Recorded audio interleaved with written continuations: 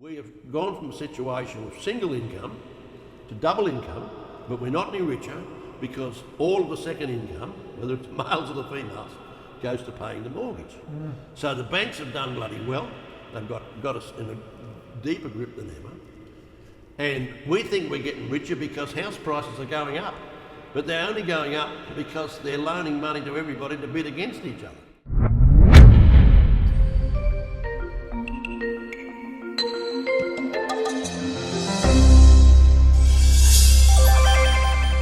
My name is William Waite. Today I'm here with Charles Pinwell, who I've known for 20 years. Over that time we've both been interested in this idea of the National Dividend, and that's what we're going to be talking about today. Charles, if you'd start us off and tell us what this thing is. Well, we need to describe what a national dividend is first, I suppose. All dividends are distributions of profit. If a company makes a profit, it can pay a dividend. If it doesn't make a profit, it can't. So a national dividend implicitly says that a nation has to be profitable before it can pay a dividend. Now, most companies are very diligent on measuring their affairs, financial affairs. They all do quite comprehensive balance sheets. They measure their assets, they measure their liabilities, they do it carefully. They know the balance between one and the other. They also do profit and loss accounts, where they measure their production and its value and the cost of producing that production. So they know whether they're profitable or not. And if they are profitable and they realise they're profitable, then they can distribute a dividend to their shareholders. And every shareholder gets one part of the dividend for every share that he owns. If he owns 10 shares, he gets 10 times more than somebody who only owns one. So this is pretty simple stuff, but it's all predicated on the basis that nations might actually be profitable. So what we're saying is that Australia is profitable, that the citizens of Australia are shareholders, and that the shareholders of the Australian enterprise deserve a dividend. Absolutely, absolutely. And to try to measure that, we've tried to measure it. No government will measure it. You know, we looked at all the multinational companies we could, and we couldn't find one that didn't do comprehensive accounts of balance sheets and profit and loss accounts. Okay. And then we looked at national companies, and they all want to know what their affairs are like too. And we looked at trusts and other types of entities. All of them really want to know what their assets are, what their liabilities are, and what their profit is, what they produce and what the cost is. But there's 195 entities on earth that never ever do comprehensive balance sheets, and they never do profit and loss accounts. And they've all got something in common, and they're all governments. Governments will never ever look at whether they're profitable or not, or whether their assets are what in relationship to their liabilities. So no politician and no economist on earth can claim to know anything at all about national economies because they don't have the data. If you don't have a set of books, the biggest mining company in the world is BHP. They wouldn't pretend to know what they were doing, the directors of that, unless they could look at the books. Sure. You know? Now, no government... Well, it would be illegal for companies not to do books. Oh, absolutely. They'd go to bloody jail because it's fraud. It's... Right. But governments just won't do it.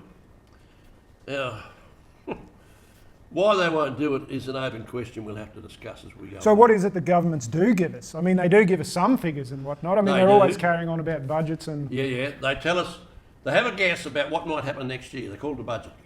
It's a guesstimate. This might happen next year, that might happen next year, something else might happen. You put it all together, you got a budget. Oh. Now, the other thing they do is ask themselves what happened last year. How much was this produced? How much was that produced? How much was something? And they add it. So they add up what happened last year, and they can tell us what happened last year.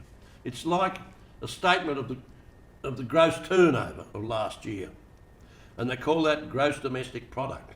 Okay. So they tell us what happened last year, and they tell us what happened next year, But they never tell us what our assets and liabilities are in a comprehensive way.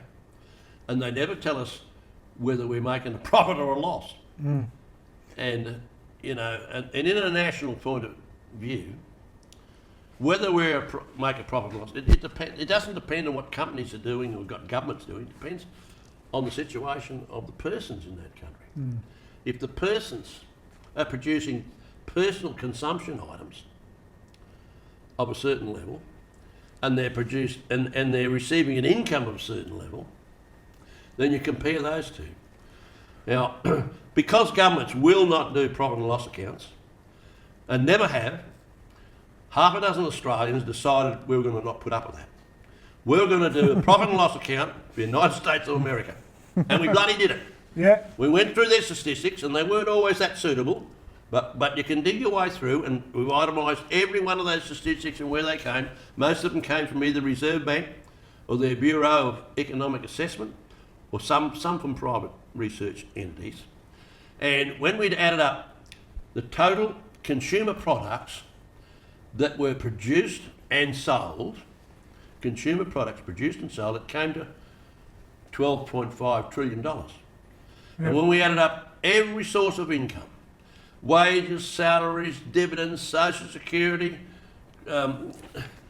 like private profits from unincorporated associations, everything, it came to 10.1. So you got 10.1 income, 12.5 consumer production produced and sold.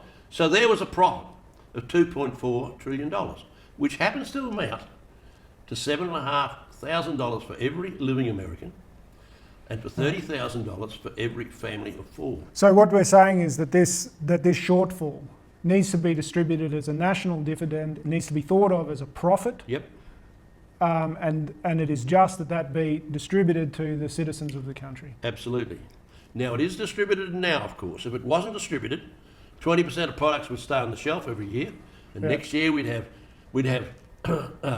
retailers buying less to replace them, and we'd have industry producing less and there'd be less employment, and we'd go into recession. Well, let's talk about how this shortfall is made up in the present situation. Can we do that? It is. It's very simple. We looked at the total increase in debt for the year in which we did the figures, which is 2014.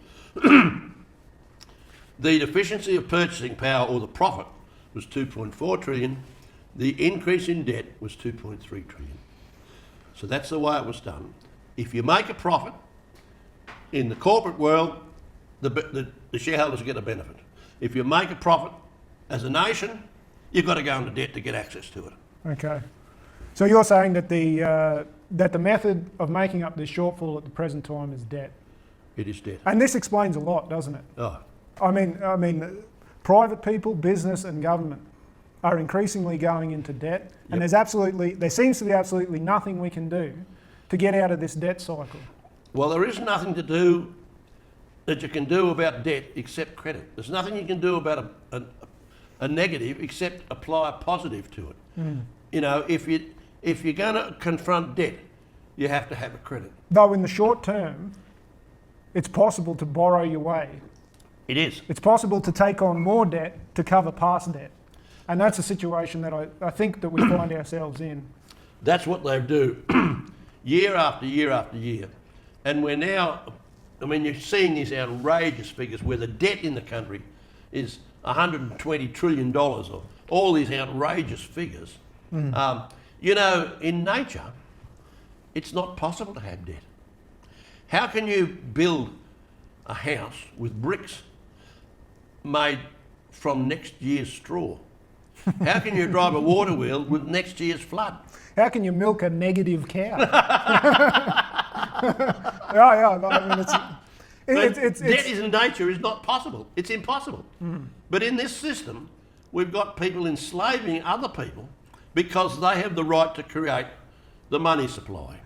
And we probably have to look at how money comes into existence to cover some of that. It is sort of extraordinary how the economists and other experts confront the people with this nonsense.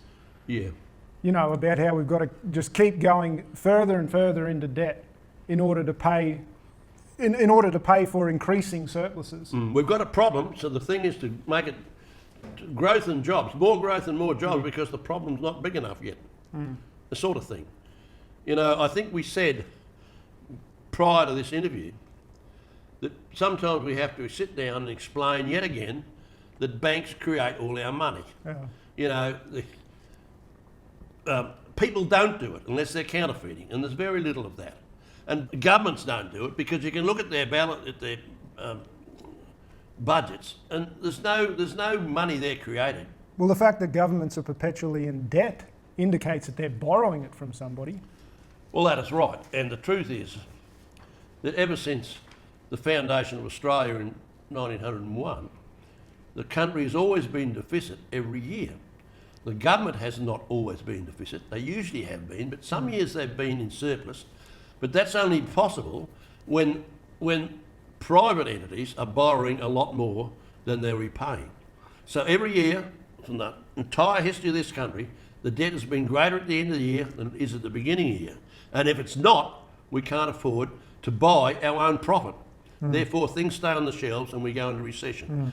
So we're compelled to expand the debt forever and forever and forever, and on pain of going into debt.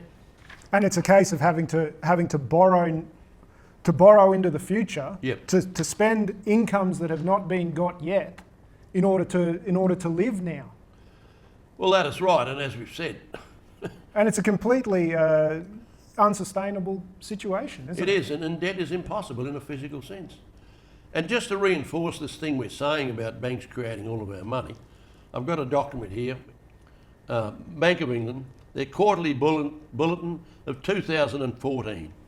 And on their front page they say a couple of sentences, there's a lot more you can examine if you like. Whenever a bank makes a loan, it simultaneously creates a matching deposit in the borrower's bank account, thereby creating new money. When a bank makes a loan, it creates new money. Rather than banks receiving deposits from householders, savings, and then lending them out, bank lending creates deposits. So this is pretty simple stuff. It's been known for 100 years and more, right back. It was understood even by the fellow who established the Bank of England. When somebody gets a loan, nobody else gets their bank deposit reduced. Nobody's ever reduced my bank deposit in order to pay somebody else. And I've yet to meet a single person who's ever had a dollar taken out of his account to lend it to somebody else. So if we've all got the same amount of money in our bank accounts, but somebody's got a loan and they've spent it and there's an extra deposit, that is a creation of money. It's so simple, it's so elementary. Governments don't have the guts to create money. They're not game because they're frightened of the manufacturers of money. We don't get a chance because we're just idiots. We can be contemptuously ignored. The power to create credit determines the future of the human organism. So just to be clear, if I want a $100,000 loan, a $100,000 loan to buy a property, say. Yep. I walk into the bank. You're the teller. Yep. Right, or you're the loans officer. Okay, now I say I want a $100,000 loan. You check what my income is or what my assets are. Yep. Okay, and you decide whether or not, based on my real situation, Yep. whether or not I'm worthy Yep. for a loan. Now, how is that money created then? You get on your computer and you bring up a field and you put the cursor in there and you type $100,000. I just type in overdraw to the extent of $100,000. And then you press enter. Enter, and that's it. And that's $100,000. After that, you can spend $100,000. Nobody has any less money. But when you pay that out, other people are going to have more. And nobody's going to reject that money as payment for their goods or services, are they? Bank So it's in every sense just bank bringing you deposits money. are money. Bank deposits are money just the same way as bank notes are money. Yeah. It's all just money. And really, it's all just an enumerated abstraction. You know, it has numbers, but whether it's a blip on a computer or a figure written in a set of bloody accounts, it's just nonsense. It's like an IOU that society issues against itself. We've empowered the banks to create IOUs against everybody, and they do that, and they issue them out at interest, and they get very rich on it.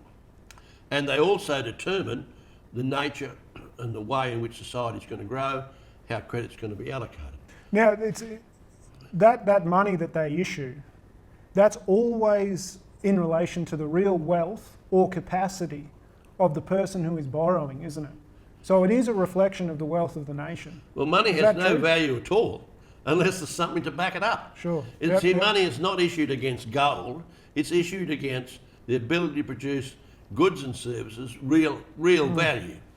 You know, there was a myth that went on for hundreds of years that money was backed by gold. It was always a lie, a total lie.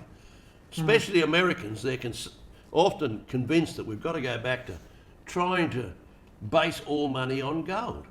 Well, there was never... And what they see this as some kind of just regulation of the quantity of money. Is They that see right? it as a means of stopping people from cheating. Yeah, okay, if the yeah, gold yeah. has to be there, you can't cheat. Yep. But you see, the gold standard was there for hundreds of years, and it was never, ever, at any time, other than a bloody excuse to cheat. There was only ever 1 or 2% of the money was backed by gold. And as we've said before, when the First World War broke out, the English went to the Bank of England and said, well, I'm not too sure, anything could happen, I think I'll take my gold out. In 2 days, the Bank of England had no gold, and they still owned 90% of their deposits. It took less than 2% to ask for the gold, and they ran out of gold. It was not there, it was never there, it never had been there, it was always a complete bloody nonsense. But if you could say that, it gave people faith that something was there.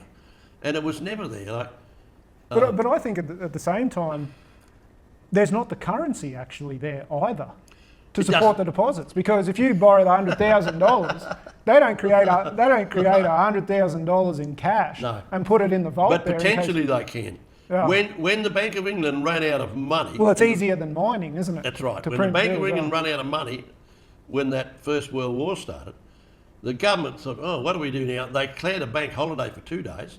They wound up the printing presses.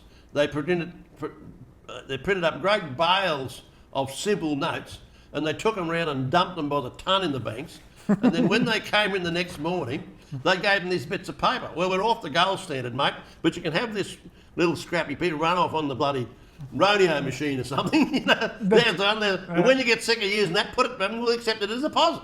So that's how it went, and that got them past the thing, and they were off the gold standard. They tried to bring it back later on, but, you know, Warren Buffett has done a calculation on how much gold has been produced since the world began. All the mining we've ever done in the world, how much gold do we get for it? Well, the answer is, it's a cube. Just describe it in a cube, you know, something by width and length and height of the same measurement. It's 20 metres long, it's 20 metres wide, it's 20 metres high, and that is it. That is all the gold that's ever been produced in the history of the world. You'll find people that argue one back and forth about 5% from there, but that's basically it. Now, are we going to try to say that the whole surface of the earth, all its land, all its assets, all its homes, you know, all its productive capacity, its processes, its bloody technology, everything can only be computed in terms of this bloody thing that's 20 metres in each direction? This is an absolute bloody madness. And we've got to give that up. We have given it up, but there are still, the only thing that supports money is the goods and services that are available for it. Yeah, and it makes no sense to limit the production and the trade of goods and services to the amount of a particular metal that you can dig out of the ground. I mean, absolutely not. Not. I mean, apparently production has always exceeded the amount of gold we could dig out of the ground, but much more so now. Oh yeah. And it seems that the more productive an economy is, the more we have to run into debt in order to enable the thing to function. That's right. Time was when economies were simple, and somebody sat down and shaped an arrowhead, and somebody else snared a rabbit, and they exchanged that. There wasn't great lead times in what was happening.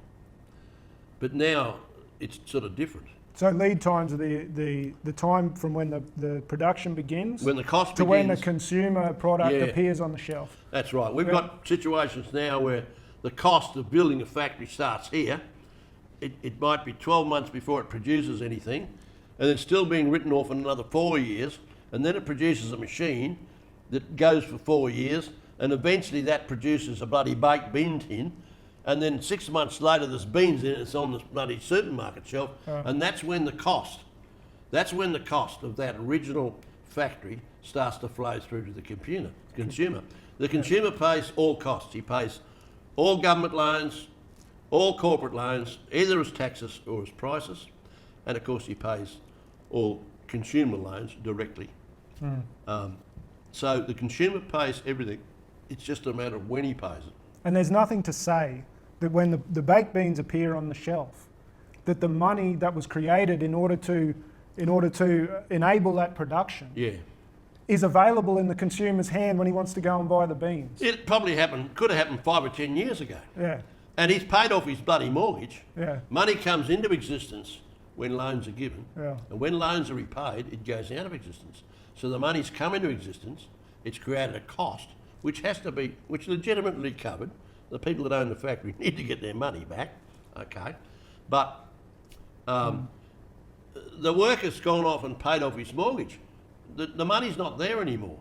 And there's a lot of that. As lead times get longer, there's a lot more of that. There's more to it than that, but we probably won't handle it today. But the thing we need to understand is that society is profitable. You can bloody well measure it. We have measured it. And the other question is, why are we going into debt to the extent of about 20% of all consumer products every year if we've already got in our incomes sufficient to buy it all? Why are we borrowing to buy the products that don't exist, Well, there seem to be or if we've got enough money anyhow? well, there's multiple contrivances to try and bring death into existence, isn't there? And the Australian public is absolutely saturated in it now. Yeah. And I think this is one of the problems that the establishment faces, in that Yeah. they don't know how to foster any more of this onto him. You know, like Yep. like it's unpopular for governments to borrow more. Yep. Business is buggered. Yep. You know, they're up to the eyeballs. Yep. And you know, between mortgages and credit cards and car loans and student loans, etc., Yep. the individual can't take on anymore. So how do you get more money into the system? They just got to keep exploiting more things, and we'll examine some of these because they're changing society enormously. They're defining the future. The future's not being decided by any rational judgment or consideration of our best interests. It's being decided very largely by how the hell do we get the place into debt a bit more. Yeah, by the And- necessity to convince people to take on more negative Yeah. figures, more debt obligation. One of their best tricks was to fund this family and that family and that family to a certain extent to buy the same house. You can go back to 1950s, houses cost less than $10,000. Now they probably cost $1 million, the same house, or $500,000 anyhow. And so, how did we get to that? Back in the 1950s, I can remember my mother washing clothes by running them back and forward on a hot day over a wooden washing rack. And there were no washing machines, there were no vacuum cleaners, there were no bloody mix masters. All these things were just coming. And it looked for a while as though, hell, women will be able to have a little more leisure time. They'll be able to read a good book if they want to do that, or learn to play a musical instrument, or spend a bit more time with their kids and that sort of thing. Whatever they want to do, they'd be master of it. Well, that sounds good. What actually happened was nothing like that. We had a situation where basically we had single income families. Single women worked, yeah, but married women with children very seldom worked in the early 1950s, very, very seldom. And that was a big problem for the banks, because if a single income has to pay for the food, put a roof over the head, pay for education, transport, a little bit of recreation now and again, and all the rest of it. There's not much left over to pay the bank mortgage. Oh. So, if we could get women into the workforce, potentially they could take the whole of the second salary to paying the bloody mortgage. And that's basically what's happened. We have gone from a situation of single income to double income, but we're not any richer because all of the second income, whether it's males or the females, goes to paying the mortgage. So the banks have done bloody well. They've got us in a deeper grip than ever. And we think we're getting richer because house prices are going up. But they're only going up because they're loaning money to everybody to bid against each other. Yeah. Yeah. And, you know, I remember. Well, I think there are other things too at play now. I mean, the encouragement of people to invest in real estate rather than just to buy a joint and stay in it. I mean, you get an increased turnover of property, you know, Yep. which is because everyone who buys a new place ends up going to the bank and asking how much they. The story I tell has to do with a small country town where there was a fellow there that got transferred and he decided he wasn't going to take his furniture with him, paid it, shipped it a few hundred miles. He was just going to put it up for auction. And it was a small town, so he advertised this auction of furniture. By great good fortune, another gentleman in that little town won a few $100,000 in a lottery. And he had lots of friends and relatives, and he was very generous with them. And they all went to him and said, look, can you give me some money so I can go and buy some furniture? So he gave them, 20 of them, some money.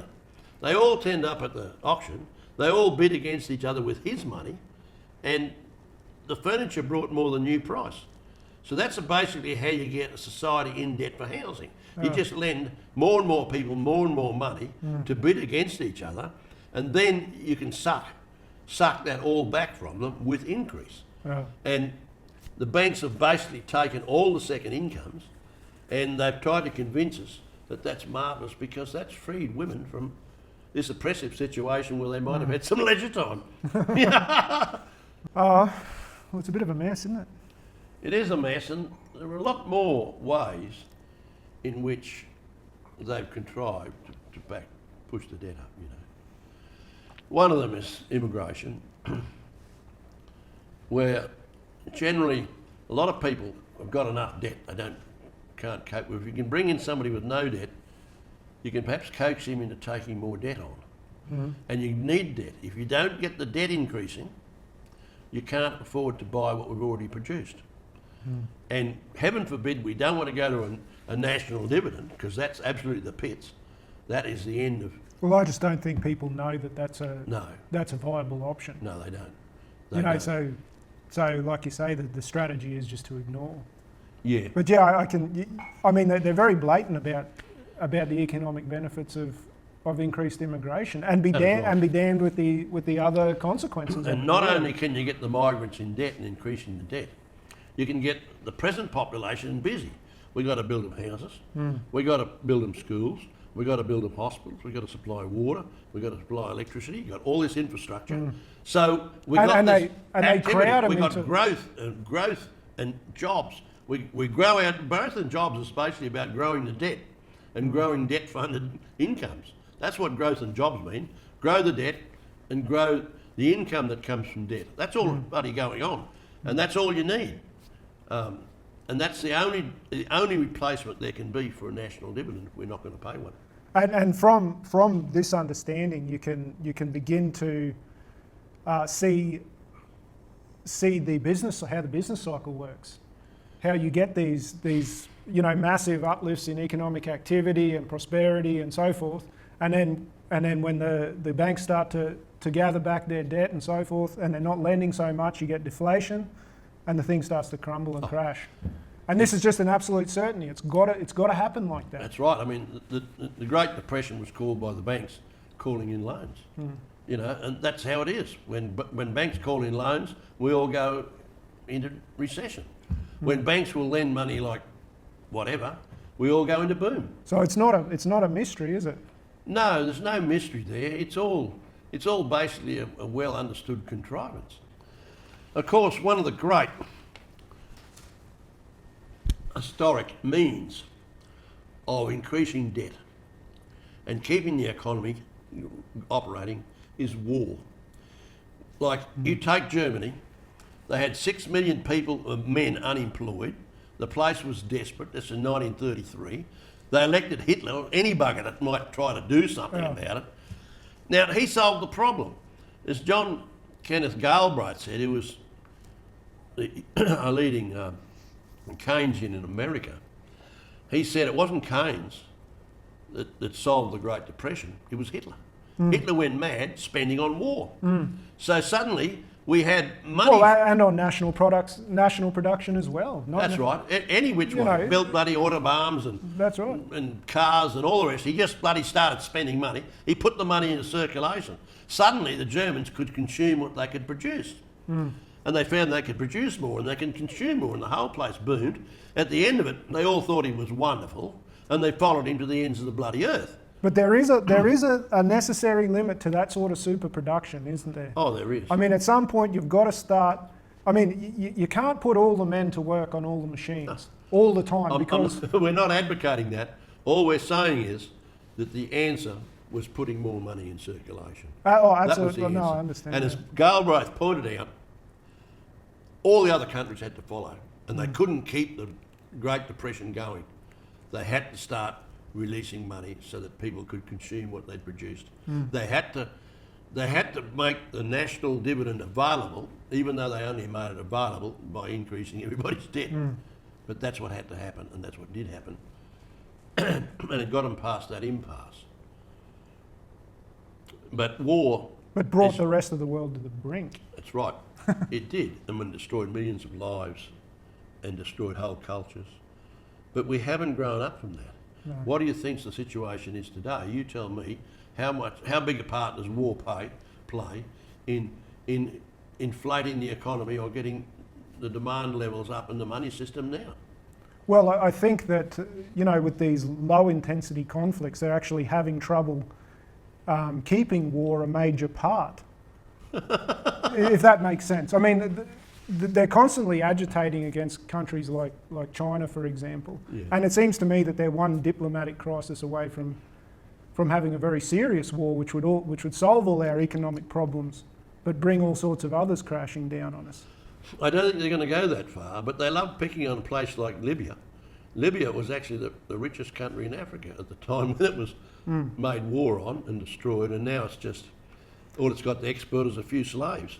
And I think it also explains why, following the Second World War, we moved straight into a Cold War situation with Russia. Yes. I mean, you had to justify continued super production. The only way you could do it is by building arms. Yeah. I mean, how many fridges does a person need? How many fridges do you need to build in order to make up for one tank? How many fridges do you need to build to make up for one Nimitz-class aircraft carrier? There's footage out there somewhere of these great graveyards for military aircraft. You might have seen them before. Yes, I have seen it, yeah. I mean, what good does that sort of production do anybody?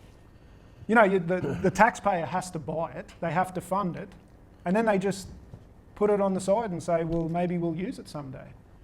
Yeah. Well, it's the whole purpose of it is to increase indebtedness. That's right. It has no other useful function whatever.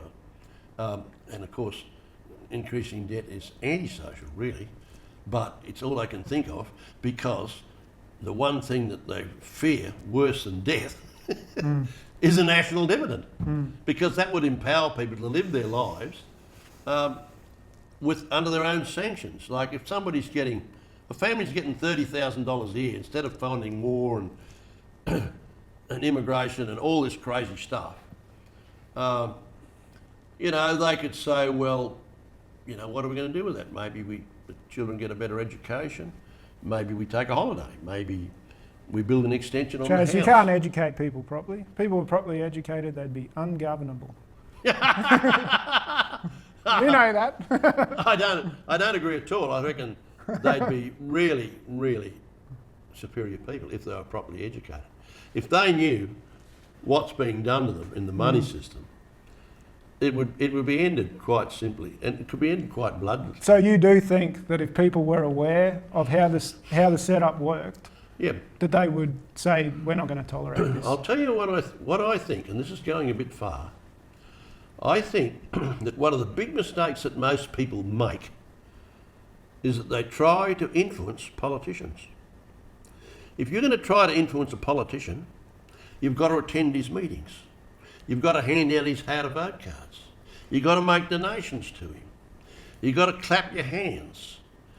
In other words, your substance has to flow from you to him. You know, the energy and the substance is flowing from you to him because you're trying to influence him. Stop it.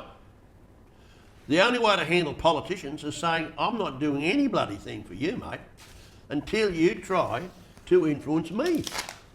If you're going to influence me, you work out what I want and start giving it to me, thank you. We'll have a flow of sanctions, of whatever it is, power from him to us. You know, we want a flow of energy from him to us, not from us to him. So it's a bloody interesting concept. Stop trying to influence politicians. Insist that if there's any relationship going to happen, they've got to be influencing us. What are you going to give us, right? What are you going to do to stop this increase in debt? What are you going to do to give us a national dividend? What are you going to do to try to work out whether a national dividend even exists? Are you going to do a set of books or you're not going to do a set of books? Influence me, please, because I'm not going to bloody influence you. Really appeal to me. Yeah, I think that's what we've got to do. And most people don't understand that. And it destroys democracy. You can never, ever get anywhere with politicians where you're trying to influence them, because all the flow of energy and substance is for you to them. And that's all they want. What else can they get? They've got it all. Yeah. They don't get to give you any bloody thing. So, I don't know, it's a bit radical, but we're here to think. We're not here to cop what's been coming our way for the last 100 years. Or You know, we're here to think. slogans. There's another aspect of this problem which is very much in the front of people's minds, which is the environmental damage that this setup does. I mean, the industrial clout that we have now makes running the machine all the time extremely damaging to the environment. I mean, there's That's almost right. no limit to the raw materials that you can put through the industrial That's right. system now. And if you insist that they run all the time in order to keep men at work rather than to produce goods that people want, then what you have is a recipe for environmental disaster. And I think the crisis is upon more. us. They've got to run faster every year. Yeah. See, there's got to be growth every year. That's right, Every yeah. year it's got to run 20% faster than it ran the year before. Yeah. Otherwise we're in trouble. We've got, God Almighty, we can't consume most of what we've got now. I think we're way beyond what people would need in an unstimulated That is right. marketplace. I mean, How many times have you got to be told that you need a new mattress? I would say none. You Yeah. know when you need a new mattress. You Yeah. don't need to be told that's right. 20,000 times Yeah, that's right. before you replace your new mattress. Before you replace your mattress. Yeah, that's right. But you know, and this is another thing that I think is doing awful psychological damage to people is the advertising industry, which is absolutely critical Yeah. to moving this product that's coming out of industry. They've got to get people to go into debt to buy the increased product. And we've got to have increased product again next year, and therefore we've got to have increased debt yet again. So we've got to have more consumerism and more pressure. And it is absolute bloody madness. And people succumb to it because they believe what they see on television. They do. The poor damn things, they don't believe everything they see on television, but they tend to believe enough of it. We'll put it this way, they wouldn't be spending all the money to put it on television Exactly. if sufficient people weren't paying attention to it. That's right. I think. But the environmental question, I mean, that is where we'll hit our limits. I mean, the soils are getting thinner and more depleted, Yeah. and you know, that's just the start. Yeah, and it's also unnecessary, you know. It's also, how many bananas can you eat? You know? what do we need another 1,000 banana plantations in this country for? If you go to the supermarket, there's always bloody bananas.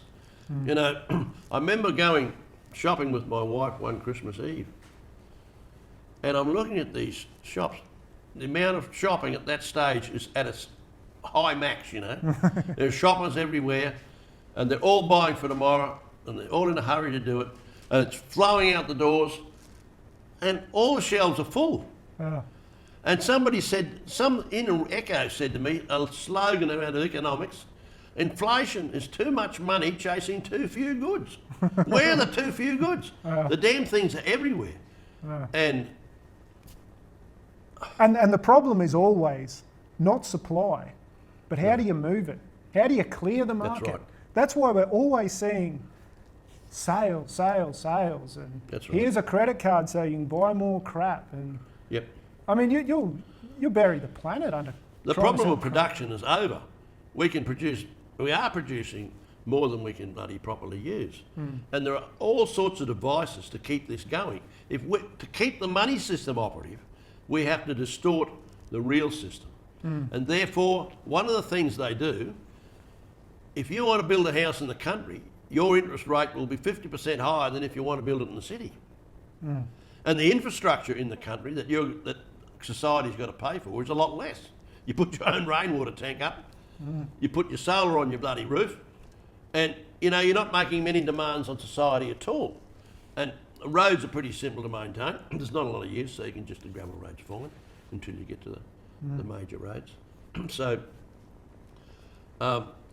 that's pretty easy, but they jam them all into tighter and tighter circles where you've got to have more and more overpasses, more and more of all this thing to try to make the system operate in that highly intensive way, and none of it's necessary. And the whole of the countryside for 50 or 100 miles around it goes surging in every morning and surging out every night. So you got this massive consumption of bloody fuel. All it is taking people from the dormitories into the desk where they fool around with their computers and then going home again. And how much does that situation that you've just described aggravate the human organism? Like, and then he has all sorts of problems. Like, he can't spend time with his family, so that breaks down, and he's in the car for 4 hours a day, and that's completely dissatisfying, and he's, you know, aggravated by that and the whole rest of it. Yeah, it's all a bloody madness. It's a madness, but it has to happen because the only way we can think to do it is keep the debt going up in all and every way that's conceivable. And the one thing we must not do is give people that profit, that increment, as a free and unencumbered dividend from society, from the society which has produced it. So that's a bit sobering, isn't it? It's a bit of a worry. So what we're really talking about, I think, is not economics as economics. It's economics as a means of controlling the human organism. Is the purpose of economics to control the human organism? Or to deliver human satisfaction? Yeah. That's really the question, isn't it? That's it. And we've got to come down one side or the other. And I think once people understand it, they don't particularly want to be a controlled organism. You know, they like to have enough independence to be able to decide something about their own future. You know, do I want to learn to play the violin? Would I like to learn to speak Spanish? Would I like to just spend my life on my garden? Would I like to breed some exotic form of flower? You know, there's so many creative things that can be done on Earth. Another thing about leisure activity I find, and you might dispute this, but is that it's usually non-destructive. Yeah. You know, a bloke can spend years doing up a single car. Yeah. Well, if you put that same fella onto a production line, you know, like his influence on the world, for better or worse, is much greater. Yeah, he'd probably burn up, 500 years in resources. Yeah, that's right. So on the production I line. used to watch the old bowlers out where I lived at Bundaberg. Oh yeah. And they used to spend countless hours just rolling the ball down the green. I thought, well, you know, it's doing nobody any harm. No. It's keeping these fellas occupied. Keeping them fit. That's right. And social and accepting. Yeah, comradeship. And And I thought, there's nothing wrong with this. No, it's and good there's and there's stuff. That's plenty what we of, should be doing. and there's plenty of resources in this country to keep those blokes going without forcing them out to work. Oh, absolutely. And when you really think about it, the really productive times in history have not been times of working hard. They've been times of leisure. Oh. The golden age of Greece was built on leisure. It wasn't built on work. The Greeks didn't have a bloody name for work because they all had 10 slaves each. They didn't bloody work. They attended to questions of geometry and perspective and built clockwork computers and even measured the distance from the Earth to the Sun. You know, they did that and quite bloody accurately. You know, and all this sort of stuff. Nobody sort of. But this is like one of the central tenets of economics now is that you've got limited materials chasing unlimited wants chasing limited materials. So it's a system designed to deal with a scarcity problem. And there is no scarcity. No. And they will not see it another way. No, well, no. Once you abolish scarcity, you abolish greed. And you can't keep people enslaved unless you convince them that there's a problem. It is always scarcity that creates greed, and I often explain that in terms of self-feeders. When we were pig farmers, my brother and I had a pig farm for a few years, and they used to fight and squeal and knock each other about to get access to food. And then somebody suggested we put in self-feeders, and we were mad, thinking, well, this is World War III, but we'll give it a go. And they were all perfect gentlemen. There was plenty of food, plenty of time. They relaxed, they smelt the breeze, they played with their friends, they lay down in the shade. They were just different animals. And I'm sure we'll be quite different when we've got access to all we need. We don't need to be competing with each other quite as hard as we do. But very often you hear people say, oh, the problem is greed. Well, I don't really buy that. No. Because if you've got the whole population in debt like they are, well, that creates that condition of insecurity, regardless of there being plenty about. If you want to create greed, create scarcity. Well, it's the illusion of scarcity, isn't it? Well, even if it's a reality. If you've got a situation I've got a farming background. You create a scarcity of food, like there's not enough hay for the given number of cattle. You'll get greed every time. But if there's abundance, you won't. It's as simple as that. Scarcity is what creates greed. You get rid of scarcity, you get rid of greed. But our improvement in technique and knowledge and how to make things, there is no scarcity anymore. The problem's solved in that respect. It's this money system that is superimposed. Yeah. That tells people that you're not after goods, you're after money first. And since there's a shortage of money relative to production, we have a sense that there's scarcity there. Yeah.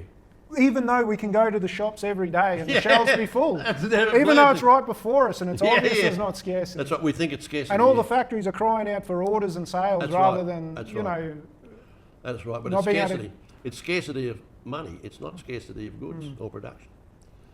But if it's scarcity of any sort, well, we all descend into greed and to foolishness. So the really exciting thing about the National Dividend is that the change it will affect in personal lives. And I even hesitate to discuss that because it's not my province. You know, what Bill Bloggs is going to do, if he and his family got an extra $30,000 a year, is not my business. It's his business. Yeah. I mean, I might say, make general observations that I think it'll mean less greed, less stress, more leisure. Okay, well, that's what I do believe, and I can say that. But I've got no right to say that, to define it more particularly than that. He might want to listen to Mozart for the rest of his life, I don't know what he'll want to do, but whatever it is, I can't determine the creative ability of another soul. I'm not that clever. You can be quite sure that it's going to give Bill Bloggs a bit of mental space to figure out what he'd like to do, and to maybe spend a bit more time with his family and just take the tension out of his life a bit. Yeah. You know, and how can that be a bad thing? That's right. One thing that might be said is that this national dividend is not envisaged of being dependent upon anything. It's not dependent upon whether you're rich or poor or blind or deaf or anything else. If you have got $10 billion in the bank, you get the national dividend because it's your right as a single shareholder in this country. And if we can understand that, everybody's got a right without any argument to share in the national dividend. And like, it's analogous to the political vote, really, isn't it? It I mean, is. everyone in this country gets a political vote. That's right. And what we're saying is that everyone in this country, as a shareholder in this profitable enterprise, also needs to get an economic vote. So that's why it's not means tested at all. That's right. And then we'll go out to everybody. Yeah, if we were going to try to run the national dividend, or we're going to try to run the political vote like we run the economic vote, we'd be saying, well, here's your ballot paper, but we're only lending you your ballot paper as a debt, and you've got to give it back at next election with some interest. You know, it's just madness. It doesn't work. It's got to be a freely given right of the people in this country as shareholders to share in the profit and their share of the dividend. And there will be the objection that people are getting something for nothing. Well, But it's not, you know, it depends how you look at it. It's not actually something for nothing because it is the result of past activity that has made this country profitable. Yep. That is the thing that, you know, the thing that makes the distribution possible. So it's not something for nothing.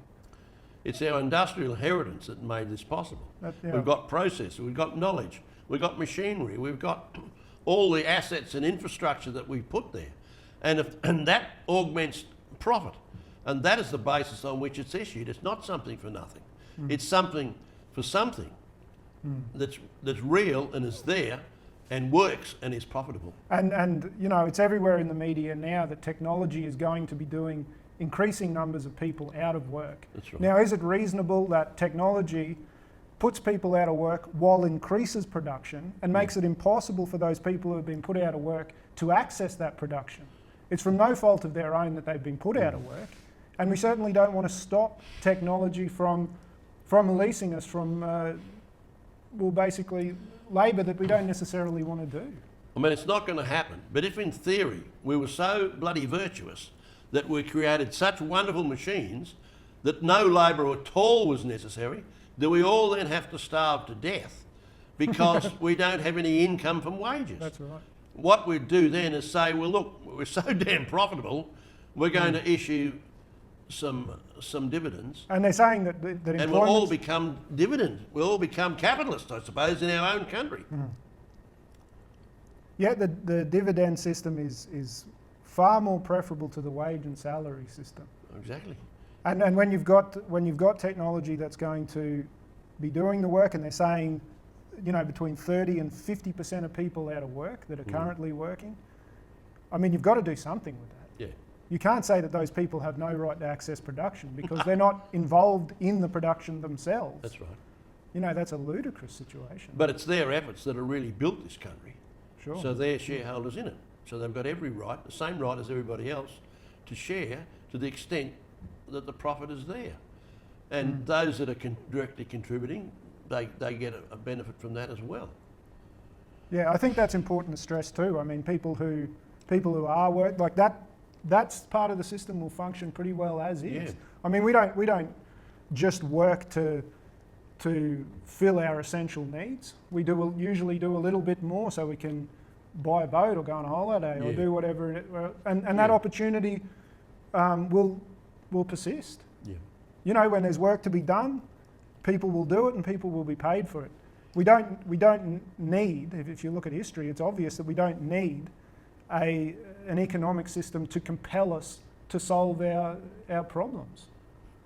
You know, we solved our problems before we had the banks creating debt in order to make us do things that. Oh, we've solved the problem of production.